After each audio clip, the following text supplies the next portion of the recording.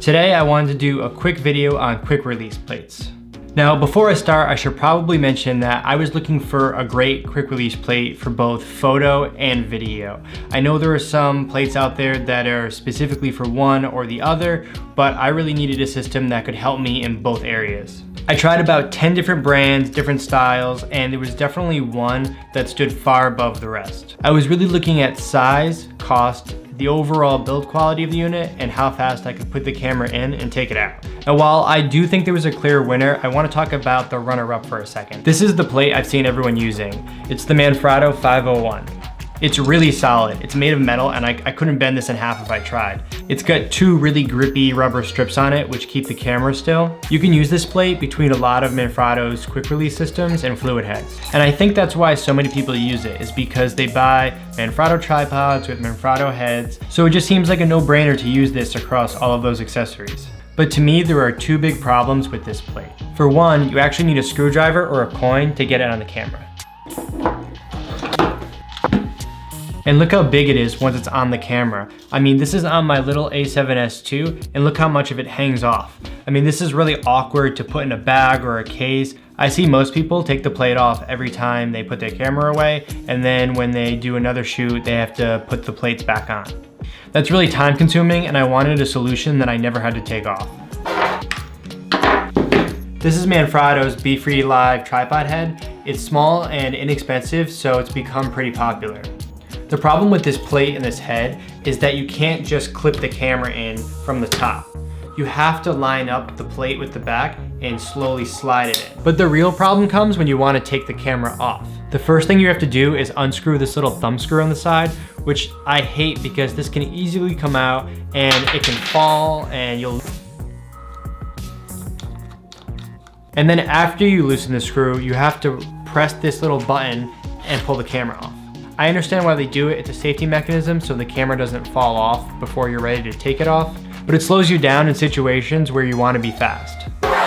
So I switched out the smaller one for a slightly bigger one. This is the 500AH from Manfrotto, and you can click the camera in directly from the top. But you still have to tighten this thumb screw, otherwise the camera can slide back and forth.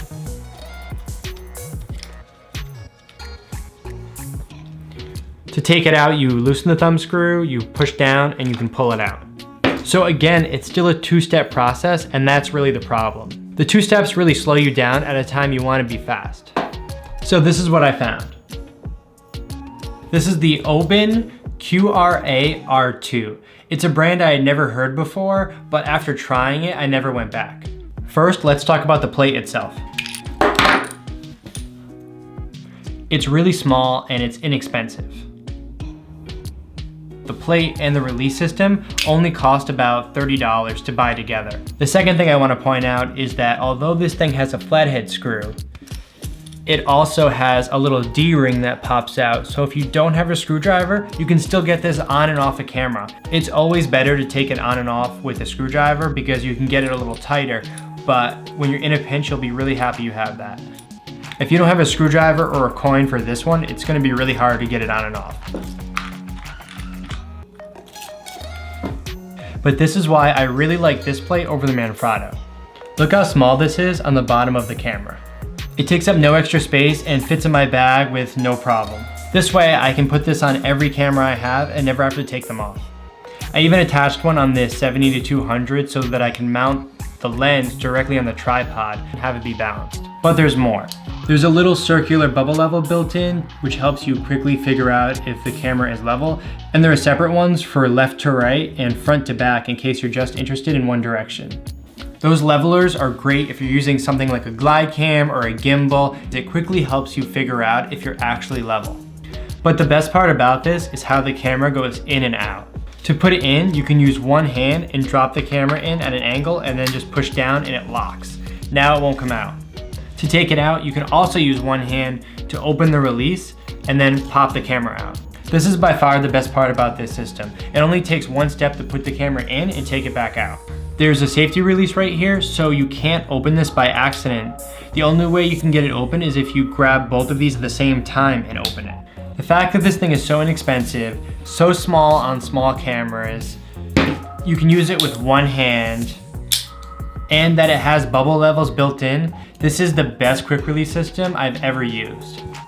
Now I will say that this plate is plastic as opposed to the metal Manfrotto one, but I've never had an issue with it, and I don't think it really makes a difference, so I almost don't even want to point it out.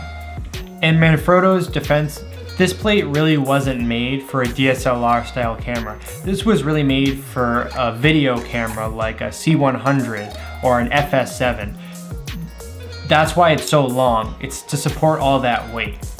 It's relatively recently that small DSLR or mirrorless cameras have been able to take really great video, and that's why I think so many more people are looking for quick release plates to use with your DSLR or mirrorless and to use on a video system.